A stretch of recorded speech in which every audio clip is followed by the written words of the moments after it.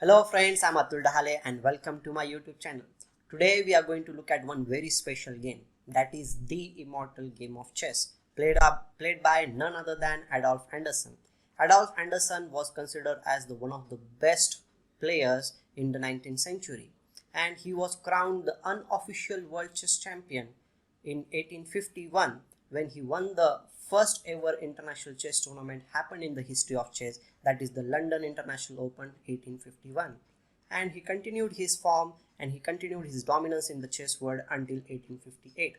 Then Paul Morphy appeared in the chess era and he dominated the world. After Paul Morphy's sudden retirement, again Adolf Anderssen was considered as the best player in the world, and in 1870 he won a very big tournament in Baden-Baden ahead of the first official world champion William Stennis. And to tell more about Anderssen is he was a very avid chess lover because he was a mathematician teacher, and still he was the greatest player of that era. So you can say that he was a very big lover of chess, and he loves to give sacrifices, and combinations were his favorite. And the game which we are going to look at is the perfect example of that romantic era. So in that era, people used to sacrifice pieces and their opponents also used to take those sacrifices generously and were used to say okay, you have sacrificed, now prove the worth of the sacrifice. And this game is a perfect example of that thing. In the game, Adolf Anderssen plays very dynamic opening, very innovative opening, and after the opening phase, he explodes the game with a sacrifice. Then he gives two rook sacrifices and he finishes the game with a beautiful queen sacrifice, and then he checkmates his opponent with only 3 minor pieces. So let's look at the game and find out how this thing happens. So stay tuned till the end for the Immortal Sacrifice, that's Immortal Game. Okay, so let's start the game. It started with e4. Anderssen was white, his opponent was Kieseritzky Lionel, and it was played in London 1851. He played e5, and the very typical opening at that time, f4 was played, the king's gambit, and as I told you, that was the romantic era, and black captured the pawn back, that e into f4, and bishop to the c4. Here he is offering the check on h4, not at all fearing about any castling. Then white plays king to the f1. After this check on h4, the queen is little bit vulnerable because white is going to develop his knight on f3 with a tempo, and here black plays counter sacrifice, that is the b5. It is attacking the bishop now, but here Anderssen captures the sacrificed pawn, and knight f6 is played. So white plays knight to the f3 attacking the queen. So queen moves back to the h6 square, and now in this position e4 is being attacked, so Anderssen just plays d3 and supports the pawn. Knight c3 was also playable in this position, no doubt in it. And here in this position black plays very you can say tricky move. He plays knight to the h5 with the trick that knight g3 check will be coming and he will win the rook, because h into g3 will not be a possibility because the rook on h1 is hanging. So white understand that thing, and he plays knight to the h4, trying to block this file and also threatening knight to the f5 attacking the queen. So here Anderssen's opponent understand that thing and he plays queen to the g5. After queen to the g5, now the knight is attacked and Anderssen plays knight to the f5, playing in the center of the board.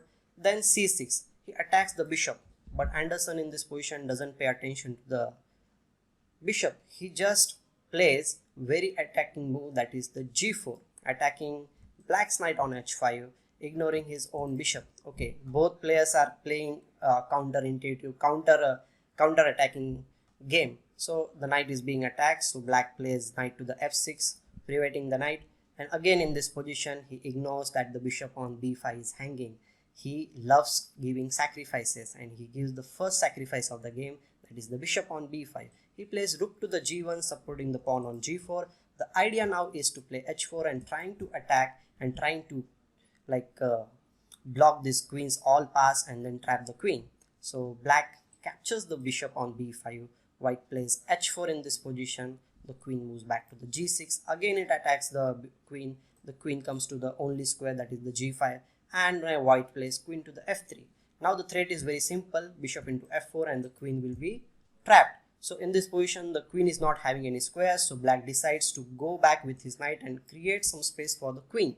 So here obviously white captures the pawn on f4. Now the queen is attacked, so queen moves back to the f6 square, and now in this position knight c3 is played. Now you can see in this position white is completely developed even though he has sacrificed his piece, and black is completely behind in development. Look at these pieces on all these squares. The pieces are on their initial square, and the queen is the only piece which is you can say developed, but it is also a kind of a piece which white will be very happy to attack again and again and get some tempos in the game. So black develops his bishop to the c5, thinking that maybe Anderssen will move his rook and he will get another chance to move his knight and castle on the king side, but that will also be a very difficult thing for him.